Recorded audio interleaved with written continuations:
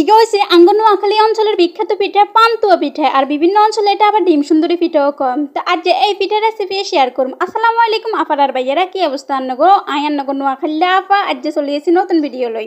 আল্লাহ রহমত বহুত বহুত ভালো আছি। আন্নগো কি অবস্থা?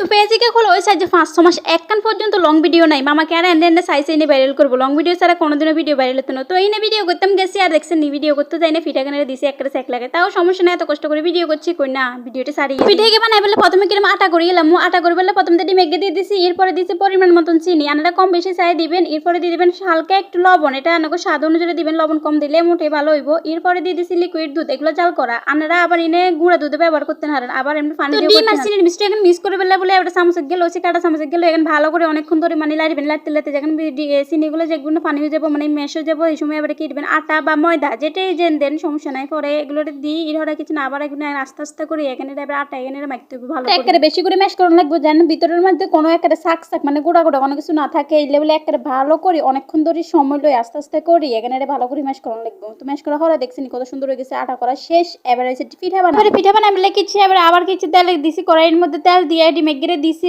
দিল হালকা একটু লবণ দিছি, অল্প করে লবণ দেন লাগবে। লবণ না দিলে স্বাদ লাগতো না। লবণ দিয়ে ধরে এগেরে কিছু মানে ডিম এখানে মামলেট করে আটা করছি দেন। এবার আটা এখানে কিছু ডিম এখানের উপরে অল্প একটু করে দিয়ে দিছি, মানে একটু লেয়ারের মতন করে অল্প করে কত দিয়ে দিছি। দিয়ে আবার তেল দেন লাগবে, আগুন দেন লাগবে একবারে কমাই, নাহলে একবারে হওয়া যাবে গো। আই কিচ্ছে একবারে হওয়া দিয়ে লাইছি, আগুন কমাইয়ে দিছি। ভিডিও করতাম তাই ওই ভিডিওর দিকে ফোকাস চলে গেছে আর এনে এবারে কিছু হওয়া গেছে, কোথাও সমস্যা নাই।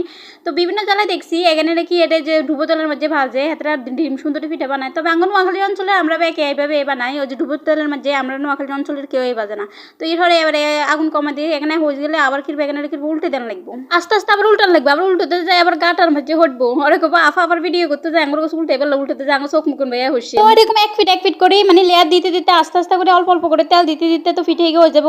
এই পিঠে এত মজা এত যে স্বাদ, আমরা না খাইলে একারে খাইছে তেনারেন এত স্বাদ। এটা আঙ্গন নোয়াখালীর অঞ্চলের মানুষে জানে এত মজা যে পিঠে আঙ্গন নোয়াখালী অঞ্চলে জীবন আছেন সেগুলো তো জানেন পিঠে কেন বানায়, রেসিপি আনাকে জানাই আছে। আর অনেকে আর কাছে চাইছে কোছে আপু এই পিঠা রেসিপিকে দেন আনাকে পিঠে গিয়ে পরে আই অনেকে কিছু ইগনুলে বলে এই পিঠা রেসিপিকে দিছি। আনারা চাইছে বানাই লেগেন সুন্দর দেখতে দেখতে সুন্দর লাগে যে একটা খাইতো একেবারে সেই মজা একটা কি ফাইন। খাই না খাইলে তাড়াতাড়ি করে আজ যে বানাই খাই লেগেন এত সুন্দর এত মজা এত যে ভালো লাগে দেখছি নি। এবার পিঠা হয়ে গেছে বাজার শেষ।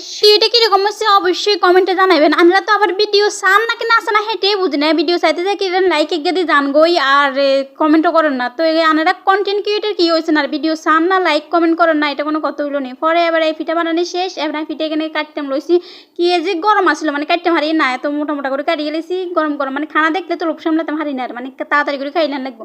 তো আনারা ঠান্ডা করি আস্তে আস্তে করে কাটিয়ে